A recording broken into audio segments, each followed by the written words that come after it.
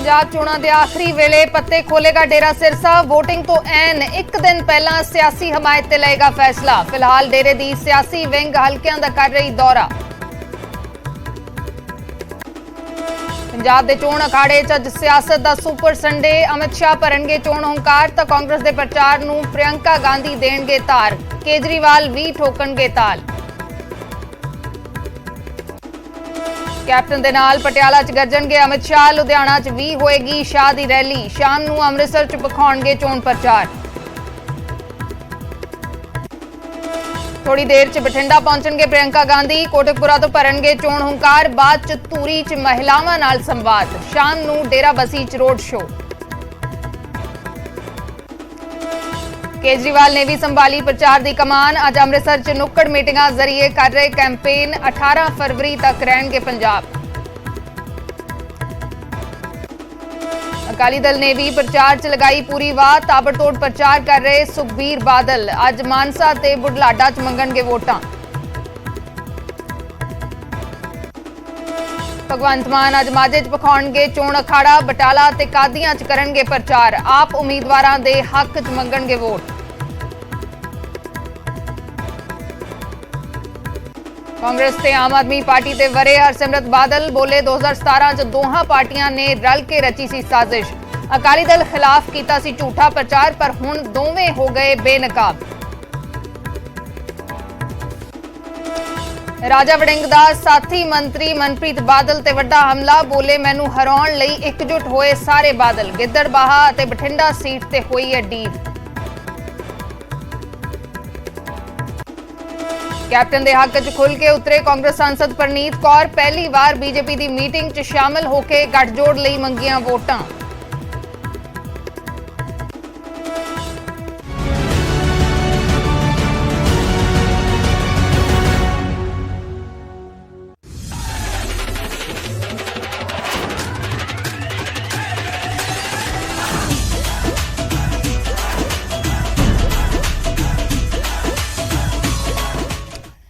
सत श्री अकाल, मैं अर्शदीप संधू न्यूज़ 18 पंजाब हरियाणा हिमाचल देख रहे दर्शकों का स्वागत है। शुरुआत करते हैं चोणां तो। चोणां दे विच महज 7 दिन बाकी ने। अज ऐतवार है ते अगले ऐतवार नूं वोटां पैणीਆਂ ने पंजाब दे विच ते सब नूं लैके डेरा सिरसा ते भी नजर बनी हुई है कि डेरा सिरसा किस दे हक दे विच भुगतेगा। आखिरी मौके ते डेरा सिरसा अपने पत्ते खोलेगा।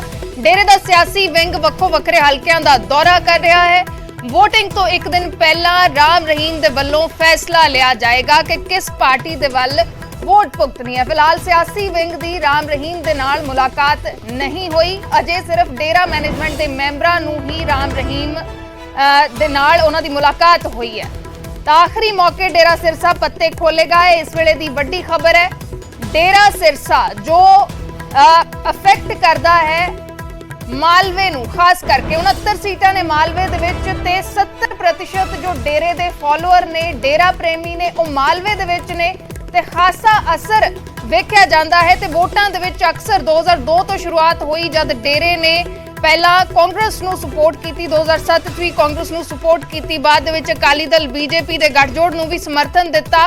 तां डेरे दी वोट काफी अहम हो जाती है सारियां पार्टियां दे लई। ते इस नूं लैके चर्चा भी जरूर है। राम रहीम नूं फरलो मिली है 21 दिनां दी ते इस दौरान इस करके भी अहम हो जाता है कि राम रहीम हुण खुद बाहर है जेल चों ते वो अफेक्ट कर सकता है किस तरीके दे नाल इलैक्शन। इस नूं लैके सवाल बने हुए ने ते इस विचाले डेरे दा सियासी विंग वक्खो वक्खरे हलकियां दे विच विचर रहा है, राय लै रहा है। तो डेरे दा असर किन्ना है, डेरा सच्चा सौदा कित्थे कित्थे असर करता है पंजाब दे विच, खास करके मालवा इलाके दे विच जो मालवा बेल्ट है उत्थे असर करता है। 35 तो 40 सीटां ते सीधा सीधा असर असी कह सकते हैं वेखिया जा सकता है। हालांकि 69 सीटां ने मालवा दे विच जिथे ज्यादातर डेरे दे फॉलोअर डेरा प्रेमी रहिंदे ने।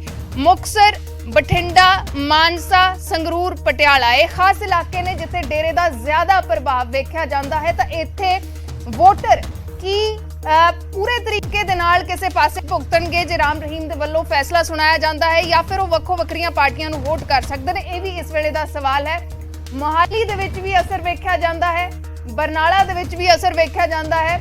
फिरोजपुर, फरीदकोट ते अबोहर इलाके दे विच भी डेरे दे फॉलोअर ने, डेरा प्रेमी ने डेरे दे वल्लों ਇਹ ਅਕਸਰ ਜ਼ਿਕਰ ਕੀਤਾ ਜਾਂਦਾ ਹੈ ਕਿ ਡੇਰੇ ਦੇ ਵੱਲੋਂ ਖੁੱਲੇ ਤੌਰ ਤੇ ਕੋਈ ਫੈਸਲਾ ਨਹੀਂ ਲਿਆ ਜਾਂਦਾ ਜਾਂ ਖੁੱਲੇ ਤੌਰ ਤੇ ਕੋਈ ਅਨਾਉਂਸਮੈਂਟ ਨਹੀਂ ਕੀਤੀ ਜਾਂਦੀ, ਲੇਕਿਨ ਰਾਮ ਰਹੀਮ ਦੇ ਵੱਲੋਂ ਆਪਣੇ ਕੁਝ ਚੋਜ਼ਨ ਬੰਦਿਆਂ ਨੂੰ ਇਹ ਦੱਸ ਦਿੱਤਾ ਜਾਂਦਾ ਹੈ ਕਿ ਕਿਸ ਪਾਰਟੀ ਦੇ ਹੱਕ ਦੇ ਵਿੱਚ ਵੋਟ ਕਰਨੀ ਹੈ ਤੇ ਉਹ ਇਸ ਗੱਲ ਦਾ ਪ੍ਰਚਾਰ ਕਰਦੇ ਨੇ। ਹਾਲਾਂਕਿ ਕਿਸ ਤਰੀਕੇ ਦੇ ਨਾਲ ਇਸ ਵਾਰ ਇਲੈਕਸ਼ਨ ਦੇ ਵਿੱਚ ਡੇਰਾ ਫੈਸਲਾ ਲੈਂਦਾ ਹੈ ਜਾਂ ਫੈਸਲਾ ਸੁਣਾਉਂਦਾ ਹੈ, ਓਪਨ ਅਨਾਉਂਸਮੈਂਟ ਹੁੰਦੀ ਹੈ ਜਾਂ ਕਿਸ ਤਰੀਕੇ ਦੀ ਅਨਾਉਂਸਮੈਂਟ ਹੁੰਦੀ ਹੈ, ਇਸ ਤੇ ਨਜ਼ਰ ਜ਼ਰੂਰ रहेगी। नकुल जसूजा साडे सहयोगी जुड़े ने। नकुल, की कुछ जानकारी राम रहीम किस पासे नूं वोट भुगतेगी, की कुछ चर्चा हो रही है? क्योंकि ये तो जानकारी मिल रही है कि सियासी विंग दे मैंबर अजे तक राम रहीम नूं नहीं मिले, लेकिन की कुछ एक्टिविटी नजर आ रही है? जी बिल्कुल, जेकर गल करिए डेरा दी तां डेरे दे विच इस वक्त सब तो ज़्यादा मूवमेंट देखने नूं मिल रही है। हालांकि ਸਾਡੇ ਜਿਹੜੇ ਸੋਰਸ ਦੱਸ ਰਹੇ ਨੇ ਕਿ ਕੋਸ਼ਿਸ਼ ਕੀਤੀ ਗਈ ਰਾਜਨੀਤਿਕ ਵਿੰਗ ਵੱਲੋਂ ਡੇਰਾ ਮੁਖੀ ਗੁਰਮੀਤ ਰਾਮ ਰਹੀਮ ਸਿੰਘ ਨਾਲ ਮੁਲਾਕਾਤ ਕਰਨ ਦੀ, ਲੇਕਿਨ ਉਹ ਮੁਲਾਕਾਤ ਨਹੀਂ ਹੋ ਪਾਈ ਜੀ। ਉਹਨਾਂ ਦੀ ਕੋਸ਼ਿਸ਼ ਇਹ ਹੈ ਕਿ ਜਿਹੜਾ ਫੀਡਬੈਕ, ਕਿਉਂਕਿ ਪਿਛਲੇ 2 ਮਹੀਨਿਆਂ ਤੋਂ ਜਿਹੜੇ ਪੋਲੀਟੀਕਲ ਵਿੰਗ ਦੇ ਸਦੱਸਿਆ ਨੇ, ਮੈਂਬਰ ਨੇ, ਉਹ ਪੰਜਾਬ ਦੇ ਵਿੱਚ ਵੱਖ-ਵੱਖ ਹਲਕਿਆਂ ਦੇ ਵਿੱਚ ਰਾਏ ਮੁਸ਼ਵਰਾ ਕਰ ਰਹੇ ਨੇ, ਲੇਕਿਨ ਇਸ ਵਾਰ ਇੱਕ ਗੱਲ ਖਾਸ ਵੇਖਣ ਨੂੰ ਮਿਲੂਗੀ ਕਿ ਹੋ ਸਕਦਾ ਹੈ ਕੁਝ ਚੁਣਿੰਦਾ ਸੀਟਾਂ ਤੇ डेरा अपने अलग किसी राजनीतिक दल तो अलग किसी पर्टिकुलर कैंडिडेट ਨੂੰ ਸਪੋਰਟ ਕਰ ਸਕਦਾ ਹੈ, ਇਸ ਤਰ੍ਹਾਂ ਦੀ ਜਾਣਕਾਰੀ ਹੈ। ਹਾਲਾਂਕਿ ਪਿਛਲੀ ਚੋਣਾਂ ਦੇ ਵਿੱਚ ਜਦੋਂ ਹਰਿਆਣੇ ਦੇ ਵਿੱਚ ਚੋਣਾਂ ਹੋਈਆਂ ਸਨ, ਉਸ ਦੌਰਾਨ ਡੇਰੇ ਵੱਲੋਂ ਪਹਿਲੀ ਵਾਰ ਇਹ ਜਿਹਾ ਮੌਕਾ ਸੀ ਜਦੋਂ ਡੇਰੇ ਦੇ ਜਿਹੜੇ ਆਗੂ ਸੀ ਉਹਨਾਂ ਨੇ ਮੀਡੀਆ ਦੇ ਸਾਹਮਣੇ ਆ ਕੇ ਭਾਜਪਾ ਨੂੰ ਸਪੋਰਟ ਕਰਨ ਦਾ ਐਲਾਨ ਕੀਤਾ ਸੀ, ਲੇਕਿਨ ਇਸ ਵਾਰ ਇਸ ਤਰ੍ਹਾਂ ਕੁਝ ਨਹੀਂ ਹੋਣ ਵਾਲਾ। ਇਸ ਵਾਰ सब कुछ साइलेंटली सीक्रेट तरीके नाल होगा, लेकिन इस गल ये गल दी असी सानू जिहड़े सूत्र दस रहे ने कि डेरे दे विच कुछ ऐजे सीटां ने पंजाब दीयां जिंदे विच डेरा पर्टिकुलर पार्टी नू ना वोट करन वास्ते कह सकदा है, उत्थे पर्टिकुलर कैंडीडेट नू वोट करन दी आदेश हो सकदे ने, लेकिन विचार हले होना है।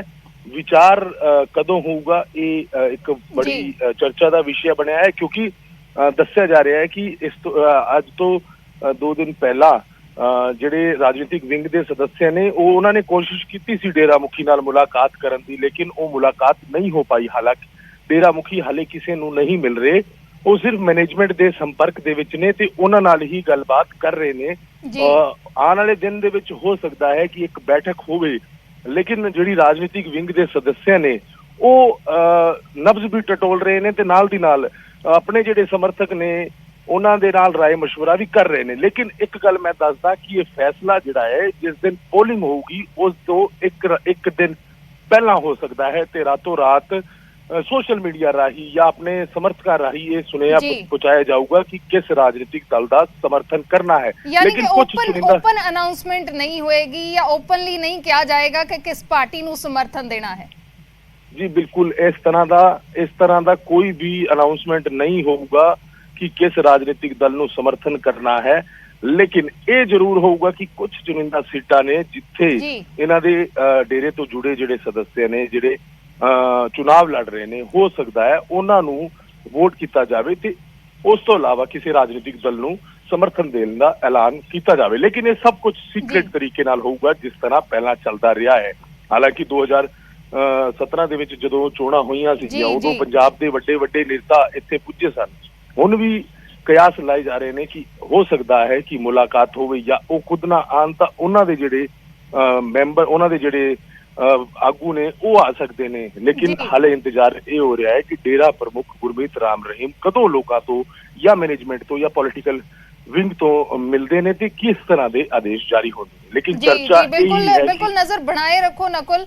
ਫਿਲਹਾਲ ਦੇ ਲਈ ਸ਼ੁਕਰੀਆ। ਤਾਂ ਡੇਰਾ ਸਿਰਸਾ ਅਹਿਮ ਰੋਲ ਜ਼ਰੂਰ ਨਿਭਾਏਗਾ ਇਸ ਵਾਰ ਦੀਆਂ ਚੋਣਾਂ ਦੇ ਵਿੱਚ ਵੀ, ਲੇਕਿਨ ਨਕੁਲ ਜਿਵੇਂ ਜਾਣਕਾਰੀ ਦੇ ਰਹੇ ਨੇ ਕਿ ਹੋ ਸਕਦਾ ਹੈ ਕਿ ਕਿਸੇ ਰਾਜਨੀਤਿਕ ਪਾਰਟੀ ਨੂੰ ਸਪੋਰਟ ਨਾ ਕਰਕੇ ਡੇਰਾ ਕਈ ਸੀਟਾਂ ਤੇ ਕਈ ਉਮੀਦਵਾਰਾਂ ਨੂੰ ਸਪੋਰਟ ਕਰਦਾ ਨਜ਼ਰ ਆ ਸਕਦਾ ਹੈ। ਹਾਲਾਂਕਿ ਸਿਰਫ ਇੱਕ ਦਿਨ ਪਹਿਲਾਂ, ਬਿਲਕੁਲ ਵੋਟਿੰਗ ਤੋਂ ਇੱਕ ਦਿਨ ਪਹਿਲਾਂ, ਯਾਨੀ ਕਿ 20 ਫਰਵਰੀ ਨੂੰ ਵੋਟਿੰਗ ਹੈ ਤਾਂ 19 ਫਰਵਰੀ ਨੂੰ ਫੈਸਲਾ ਲਿਆ ਜਾਏਗਾ ਕਿ ਕਿੱਥੇ ਕਿਹਨੂੰ ਸਪੋਰਟ ਕਰਨਾ ਹੈ। ਤਾਂ ਇੱਕ ਅਹਿਮ ਰੋਲ ਡੇਰਾ ਸਿਰਸਾ ਜ਼ਰੂਰ ਨਿਭਾ ਸਕਦਾ ਹੈ। ਇੱਕ ਵੱਡਾ ਵੋਟ ਬੈਂਕ डेरा सिरसा दा 70% ਦੇ ਆਸ-ਪਾਸ ਜੋ ਡੇਰੇ ਦੇ ਫਾਲੋਅਰ ਨੇ ਉਹ ਮਾਲਵਾ ਇਲਾਕੇ ਦੇ ਵਿੱਚ ਨੇ ਜਿੱਥੇ 69 ਸੀਟਾਂ ਨੇ ਤੇ ਹਰ ਪਾਰਟੀ ਦੀ ਨਜ਼ਰ ਕਿਤੇ ਨਾ ਕਿਤੇ ਇਸੇ ਦੇ ਉੱਤੇ ਹੈ ਕਿ ਡੇਰਾ ਸਿਰਸਾ ਕਿਸ ਪਾਸੇ ਵੱਲ ਭੁਗਤੇਗਾ।